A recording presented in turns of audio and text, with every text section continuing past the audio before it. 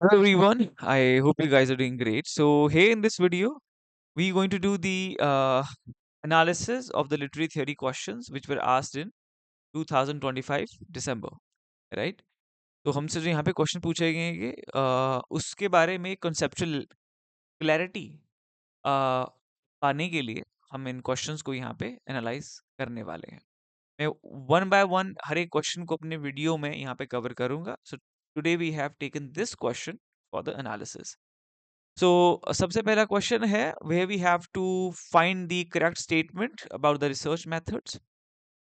So, from this, what we can infer that they're talking about that how structuralism can be applied, as a research method, as a theory, है ना? कैसे apply कर सकते हैं हम literature में जब आप आगे पीएचडी करेंगे? क्वेश्चन से मुझे हम ये समझ सकते हैं, ठीक है? पहला हमारे पास यहाँ पे स्टेटमेंट है structuralism identifies structures in language or systems of relationships with identities and meanings that shows us the ways in which we think.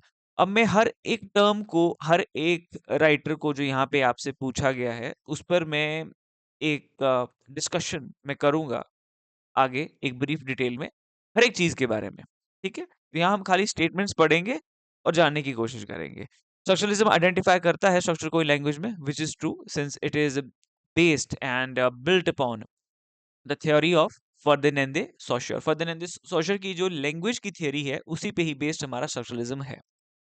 दूसरी स्टेटमेंट है Ferdinand they Saussure's theory of language systems distinguishes between lang and parole, which is true. He divided language into two parts. वो दो part कौन से थे? Lang and parole. Lang एक rule of the language है that runs underneath the sentence और parole is something that we get to hear, जो हम बोलते हैं और जो हमें सुनाई देता है, वो है आपका parole। तो ये भी आपका सही है। फिर आती है तीसरी बात sometimes called the school of London. ऐसा कोई स्कूल है नहीं। लिटरेरी क्रिटिसिज्म में हम ज़्यादातर स्कूल के बारे में पढ़ते हैं। वो आपका स्कूल ऑफ शिकागो है, शिकागो स्कूल ऑफ क्रिटिक, है ना? Chicago school of critic, school of critic. They talk about you know they were also the one who following the idea of the structuralism कि वो structure पे ज़्यादा focus करते थे, author के intention पे, बैकग्राउंड पे, हिस्ट्री पे उनका उतना नहीं था, but they treated text as a whole, है ना? कि टेक्स्ट में से ही, टेक्स्ट के अंदर ही सब कुछ है, हमें उसके बाहर चीजें रेफर करने की जरूरत नहीं है, ठीक है? तो वो चीजें इसमें थी। तो ऐसा कोई स्कूल नहीं था, विच इज अनट्रू। रोलन बार्थेस हम जानते हैं, जैक्स जैक्स देरिडा हो गए, मिशेल फूको हो गए, स्वेंटन टोद्रो हो गए। Roland Barthes was right at the intersection of structuralism and post structuralism. वो दोनों तरफ थे। जैक्स देरिडा येल स्कूल से आते हैं, येल स्कूल से आते हैं। पॉल दे मैन भी इनके ही आगे स्कॉलर थे। Michel Foucault is a post modernist. Tzvetan Todorov is a Russian formalist, ठीक है? ये रशियन फॉर्मलिस्ट हैं। और फिर आती है शिक्लोवस्की की बात। Again he is a Russian formalist and he pointed out literature's constant tendency towards estrangement and defamiliarization to move readers away from the habitual responses to ordinary experience. हाँ, इनका मानना था कि लिटरेचर जो है आपको ऑर्डिनरी जो लैंग्वेज है, जो ordinary way of looking at world है, उससे आपको आपके स्टेचर को आपको एक डिफरेंट व्यू देता है दुनिया का, ठीक है? फॉर लेट्स से एक एग्जांपल हमेशा दिया जाता है शुक्लोवस्की के केस में मैं आपको बताऊंगा दैट वी सी के जो स्पाइडर है दे वीव देयर वेब, ठीक है? वो जाला बुनते हैं, ठीक है? कोनों में, घर की दीवारों में, ठीक है? तो हम उसे ऐसे देखते हैं। अगर एक लिटरेचर के पर्सपेक्टिव से देखा जाएगा तो रिटोरिकली कैसे वो लिखा जाएगा? हम स्पाइडर को एज अ आर्टिस्ट देखते हैं और जो उसका वेब है he is weaving the tapestry, ठीक है? वो एक आर्ट बना रहा है ना? एक डिजाइन क्रिएट कर रहा है, वो वीव कर रहा है, ठीक है? फैब्रिक से वो एक डिजाइन फॉर्म कर रहा है। तो ये एक नया पर्सपेक्टिव है ना देखने का।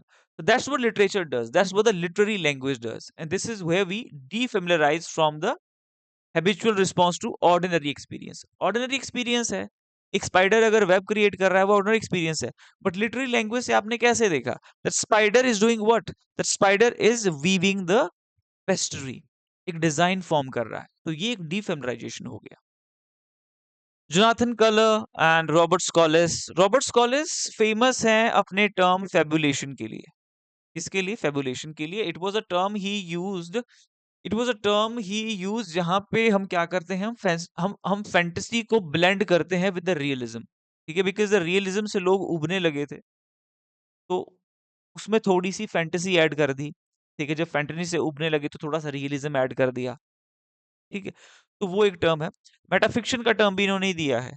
ठीक है, मेटाफिक्शन में I think it's about breaking the fourth wall, है ना, जहाँ पे हम बातें करने लगते हैं कैरेक्टर्स के साथ बियॉन्ड द फिक्शन, है ना।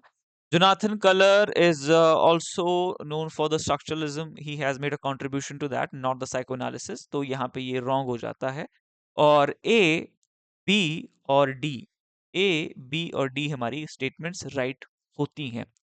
ठीक है, तो मेरा जो मकसद हमेशा पढ़ाने का होता है वो conceptual clarity देने का होता है। यहाँ पे आपको आंसर मिल जाएगा, ये मैं आपको प्रोवाइड कर दूंगा। स्ट्रक्चरलिज्म के बारे में थोड़ा सा जानते हैं। देखो, स्ट्रक्चरलिज्म ये है कि स्ट्रक्चरलिज्म का मानना है कि जो दुनिया है ना वो स्ट्रक्चर्स में ऑर्गेनाइज है। स्ट्रक्चर्स में इनका क्या कहना है कि दैट कोई लार्जर जो स्ट्रक्चर होता है ना, ये उसको डायसेक्ट करते हैं इनटू स्मॉलर कंपोनेंट्स। ठीक है, कि मान लो आपने किसी चीज को जानना है, मान लो आपने जानना है एक पोम को। ठीक है, पोम किससे बनी है? पोम में आपके पास वर्ड्स हैं, फ्रेजेस हैं, फ्रेजेस हैं। ठीक है, उसमें आपका मीटर है, साउंड है। ठीक है, जब ये सारी चीजें मिलके आपकी पोम को तैयार करती हैं, हर जो भी चीज है वो एक स्मॉलर स्मॉलर यूनिट से ही बनी होती है। अब ये आइडिया फिलॉसफी कहाँ से आई? ये आइडिया फिलॉसफी आई है लैंग्वेज से। लैंग्वेज से, लैंग्वेज को दो भागों में बांटा गया। It was divided into two parts, langue and एरोल। ठीक है, अब लैंग में हमारी जो लैंग्वेज है, हम जो सेंटेंस कहते हैं, हम जो सेंटेंस कहते हैं ना, हम क्या कहते हैं? हम ये कहते हैं, वेयर आर यू गोइंग। आपने कहा वेयर आर यू गोइंग। अब ये क्या है? वेयर क्या है? वेयर एक इंटेरोगेटिव एडवर्ब है। ठीक है, इंटेरोगेटिव है। आर आपका एक ऑक्सिलरी वर्ब है। यू आपका सेकंड पर्सन का प्रोनाउन है। और गोइंग आपका मेन वर्ब है। ठीक है, ये इसके पीछे फंक्शन है जो हमें दिखता नहीं है। मुझे अगर लैंग्वेज को समझना है तो मुझे उसे ब्रेक डाउन करना पड़ेगा। फिर इन सभी पीसेस को एक सीक्वेंस में मुझे अरेंज करना पड़ेगा।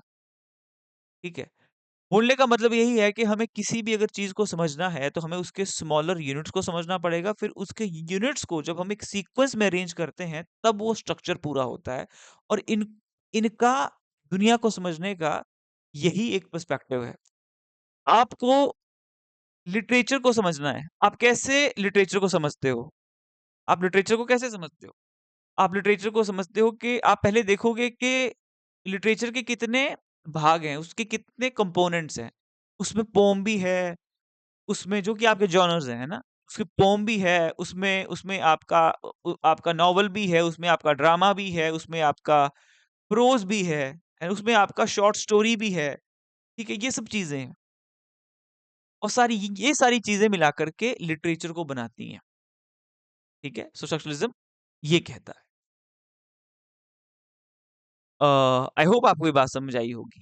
ठीक है, अब आप इस चीज को कैसे समझे हैं, आप क्या समझे हैं इससे, कमेंट सेक्शन में स्ट्रक्चरलिज्म की अपने वर्ड्स में एक डेफिनेशन आपको देनी है, ताकि मुझे पता चले कि मुझे देखने वाले कुछ इंटरेस्टेड हैं जो इस प्रेपरेशन में या लिटरेचर में या थ्योरी में, वो मुझे देखते हैं।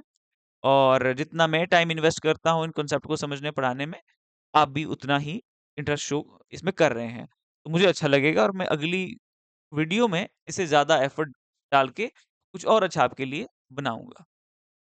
नाउ फर्डिनेंड सोश्योर्स 1950, फर्डिनेंड सोश्योर ने जो फाउंडेशन रखी मॉडर्न लिंग्विस्टिक्स की, वो कोर्स इन जनरल लिंग्विस्टिक्स में रखी।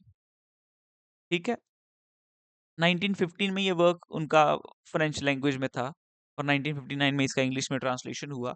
यहाँ पे इन्होंने कुछ आइडियाज प्रपोज किए। सबसे पहला एक आइडिया था कि जो लैंग्वेज है, जो हमारे वर्ड्स हैं, वो अपना मीनिंग कैसे एक्वायर करते हैं। उसे जानने के लिए हमें डायक्रॉनिक स्टडीज पे रिलाय नहीं करना चाहिए इंटायरली, कि हम उसका हिस्टोरिकल एवोल्यूशन देखने लगें कि हिस्ट्री में किस तरह से इस वर्ड्स का ओरिजिन हुआ, ठीक है? फिर over the period of time क्या-क्या चेंजेस आए। बट अगर हमें ये जानना है कि इस वर्ड का मीनिंग क्या है, ठीक है? तो हमें ये भी देखना पड़ेगा कि अभी एट प्रेज़ेंट उसे किस तरह से यूज़ किया जा रहा है। हम कन्वर्सेशन में कैसे यूज़ कर रहे हैं एट प्रेज़ेंट, वहाँ से उस पे भी हमें देखना पड़ेगा। That is called the synchronic studies, ठीक है? एट प्रेज़ेंट जो यूसेज है, उसी के बेसिस पे हमें पता चलता है ना कि किस वर्ड को कैसे यूज़ किया जा रहा है। मान लो एक वर्ड है सर्टेन, सर्टेन, उसे हम कैसे यूज़ करते हैं, ठीक है? तो उसके यूसेज से ही हम जानेंगे मेनली। एक हो सकता है कि हम उसका हिस्टोरिकल एवोल्यूशन भी देखें कि सर्टेन सबसे पहले कहाँ पे वर्ड आया, ये किसने दिया, इसे ये मीनिंग कैसे मिला, ये कैसे रिलेट करता है कल्चर से जहाँ पे इसका उद्गम हुआ, उत्पत्ति हुई, ओरिजिन हुआ, ठीक है? वो अप्रोच भी है, तो ये 2 अप्रोचेज़ हैं, ठीक है? He was the first one who came with the synchronic study. फिर है he divides language into 2 main component. 2 main component क्या थे? एक था लैंग जैसा कि मैंने कहा, एक था पैरोल।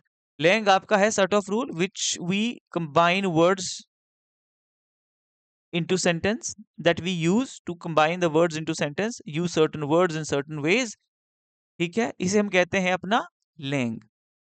फिर है everyday speech where we use words in particular context, that he called parole, ठीक है?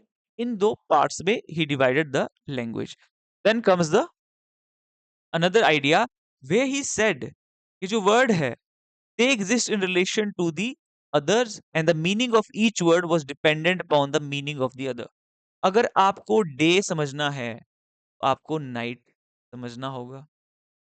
अगर आपको नाइट का नहीं पता तो आपको डे का भी नहीं पता। अगर आपको डे का पता है ना? तो आपको नाइट का भी पता है। आपको पता है, आप कैसे बताते हैं कि डे क्या है? जहाँ पे सवेरा है, जहाँ पे दिख रहा है, जहाँ पे उजाला है, जहाँ पे लाइट है। नाइट क्या है? जहाँ पे अंधियारा है, डार्कनेस है। तो लाइट और डार्कनेस के लिए हमें लाइट को समझने के लिए डार्क का पता होना चाहिए और डार्क को समझने के लिए लाइट का पता होना चाहिए। This is what it means. Final इनका ये था कि जो मीनिंग्स होते हैं ना, जो वर्ड होते हैं, they are not natural. Word का उसके मीनिंग से कोई डायरेक्ट रिलेशन नहीं होता है। वो क्या होते हैं? वो आर्बिट्ररी होते हैं। क्या होते हैं वो? आर्बिट्ररी होते हैं। कोई कनेक्शन नहीं है उनका एक-दूसरे से, ठीक है?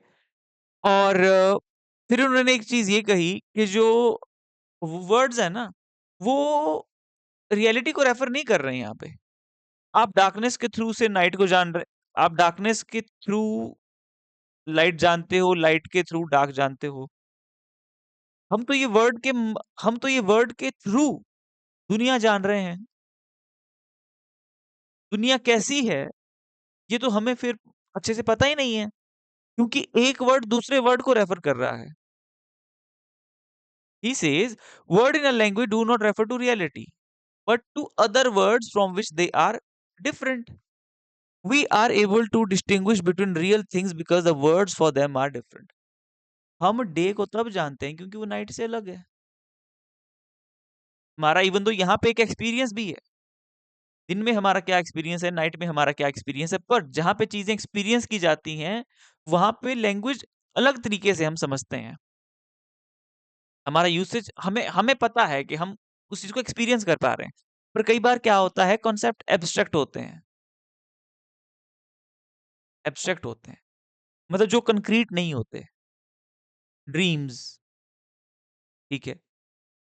ड्रीम्स का भी आपको एक एक्सपीरियंस है। पर कुछ चीज़ें ऐसी होती हैं जिसका एक्सपीरियंस हमें नहीं होता। हमारे जो बियॉन्ड द एक्सपीरियंस होती है, वहाँ पे ज़्यादातर हमें प्रॉब्लम आती है। ना ही तो हमने वो कभी चीज़ देखी है, ना कभी हमने वो महसूस की है, ठीक है? फिर एक वर्ड से दूसरे वर्ड पे ही हम चलते जाते हैं, कभी रुकते नहीं हैं। ऐसा सॉश्योर कहते हैं। Language is there for a system that constantly refer only to itself. ये रियलिटी को रेफर ही नहीं कर रही है, ये अपने आप को ही रेफर करे जा रही है। वीडियो लंबी हो रही है ना? तो जल्दी से आगे के हम इन कॉन्सेप्ट्स को देखते हैं। मिशेल फूको के बारे में बिल्कुल बेसिक बेसिक में, बाकी ये जो यहाँ इस क्वेश्चन में क्रिटिक्स मेंशन किए थे उन पे आपको थोड़े थोड़े बेसिक से आइडियाज दूंगा, बिकॉज वो इसका एक कोर है। इस पे आगे की स्टडी आपके लिए इजी हो जाएगी अगर हमें ये पता चल गया कि इनका मेन आइडिया क्या था। Michel Foucault was a professor of the history of the system of thoughts. ये क्या करना चाहते थे, इनका क्या मानना था? ही सेड कि जिस तरीके से जो नॉलेज है हमारी, जिस तरीके से वो कलेक्ट की गई है, जिस तरह से वो स्टोर की गई है, आर्काइव की गई है, डिसेमिनेट की गई है, डिस्ट्रीब्यूटेड की गई है, जिस तरह से आप एक नॉलेज को गेन करते हो, फिर उसे स्टोर करते हो और आगे शेयर करते हो, ठीक है, का बहुत बड़ा एक इम्पैक्ट होता है, इन्फ्लुएंस होता है उस नॉलेज पे। He said that and he found कि यहाँ पे एक डायरेक्ट कनेक्शन है नॉलेज के बीच और पावर के बीच। एक अथॉरिटी है जो डिसाइड कर रही है कि नॉलेज को कैसे कलेक्ट करना है, कैसे आर्काइव करना है, कैसे डिसेमिनेट करना है। Foucault interest lay in unpacking the underlying structures of the thinking in the various fields of knowledge because he argued these structures conditioned and constructed। ठीक है, किन चीजों ने स्ट्रक्चर किया है, कंडीशन किया है? द प्रोसेस ऑफ इंक्वायरी, कि नॉलेज को कैसे गेन करते हैं, विच आई सेड कि कलेक्ट कैसे करते हैं, very nature of the subject object, कि किस तरह की चीज को जानने की कोशिश की गई है।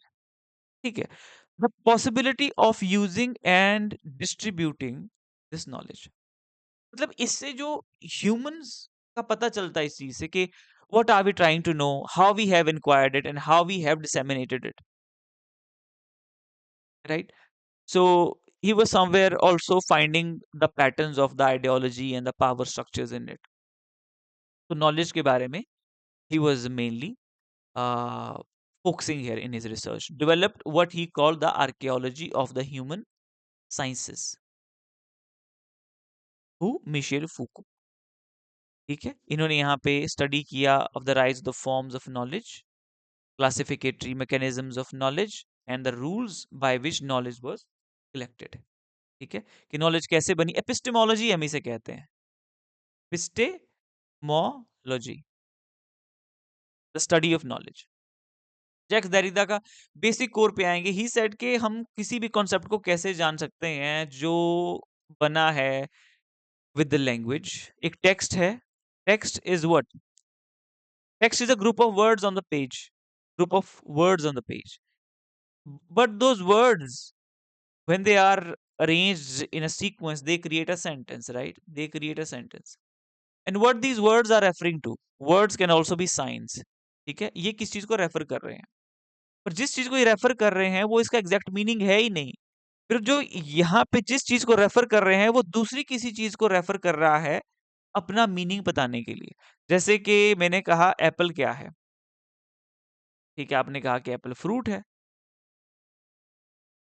पर एप्पल का तो इससे कोई रिलेशन है ही नहीं। जैसा कि सिग्निफायर, जैसा कि वो बोलते हैं ना कि सिग्निफायर सिग्निफाइड की तरह नहीं दिखता, लैंग्वेज का लैंग्वेज में आपका जो वर्ड है उसका मीनिंग से कोई कनेक्शन नहीं है, वो आर्बिट्रेरी है ना? सेम चीज यहाँ पे, जब वो चीज आर्बिट्रेरी है, जब वो खुद में इंस्टेबल है, वो हमें क्या मीनिंग दे पाएगी? So his argument have focus on the need to pay closer attention to the way in which meanings are produced temporally rather than with any finality. Meaning जो है वो टेम्पररी है, उसकी कोई फाइनलिटी नहीं है। इसीलिए डिकंस्ट्रक्शन क्या कहता है, वो मल्टीपल इंटरप्रिटेशंस पे उसका फोकस है, कि बार बार इंटरप्रेट वो करता रहता है चीजों को। ठीक है, वो किसी भी कभी भी एब्सोल्यूट एक कंक्लूजन पे नहीं आता, है ना? तो ये फ्री फॉल वाली थियरी है कि इसमें आप कोई भी एक एग्जैक्ट मीनिंग नहीं है। Through contradictions and ambivalences and have consistently rebelled against any authoritative and authoritarian meaning। He was an Algerian born person and he went through a lot in his life due to because of his religion, है ना? He was a Jew, so he had a bad experience because of that। और authority ने काफी जब इनके ऊपर pressure create किया, so he came up with the new thoughts, in his defense or as a retort to it।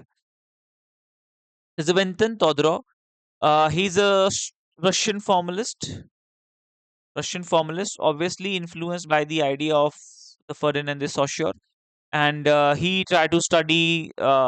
He d- he was interested in doing the linguistic and grammatical study of the text.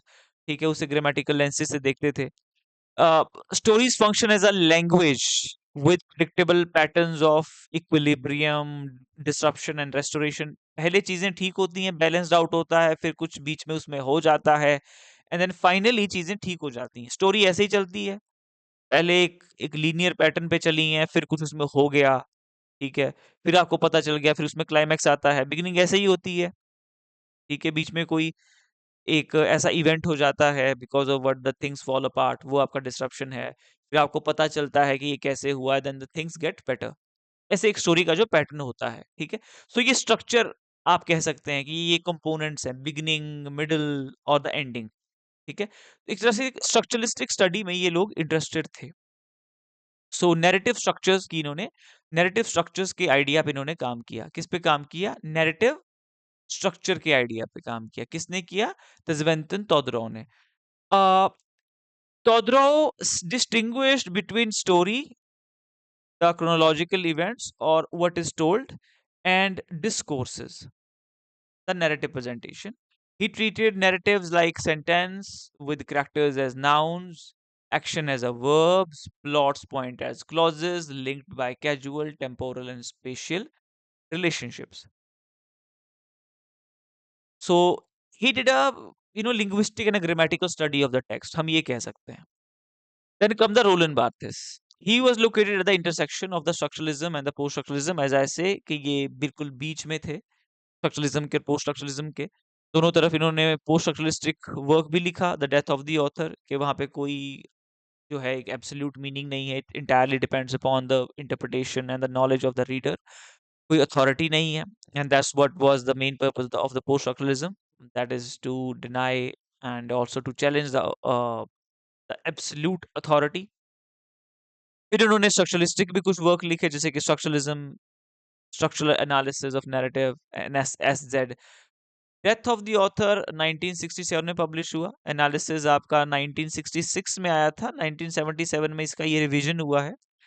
अ, और 1970 में आपका ये जहाँ पे इन्होंने बेल्जैक की stories में ये देखा कि 561 यूनिट्स होते हैं, ठीक है, एक स्टोरी में, जिन्हें कि इन्होंने आई थिंक लेक्सियस भी कहा.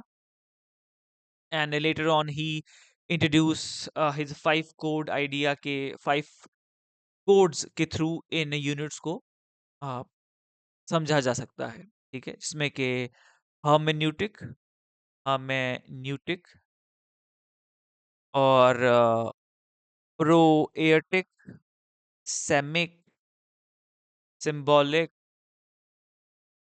एंड कल्चरल कोड, ठीक है, ये आई थिंक इसमें थे, है ना. तो ये सब चीजें इन्होंने डिस्कस करी अपने कोड में. तो ये इनका बिल्कुल एक बेसिक आइडिया है बाथेस का, है ना. और इन्होंने भी यही समझा कि अगर आपने नैरेटिव को समझना है, so he break it into the constituent elements and discover how they combine each other. और स्ट्रक्चरलिज्म का यही एक आइडिया है. फिर बात आती है शुक्लोवस्की की. थ्योरी ऑफ प्रोज 1926 उनका वर्क था. आर्ट एज अ टेक्निक जो उनका ऐसे है, उन्होंने डी फेमिलियराइजेशन का आइडिया इंट्रोड्यूस किया, जो कि मैंने आपको बताया कि डीफेमिलियराइजेशन क्या है.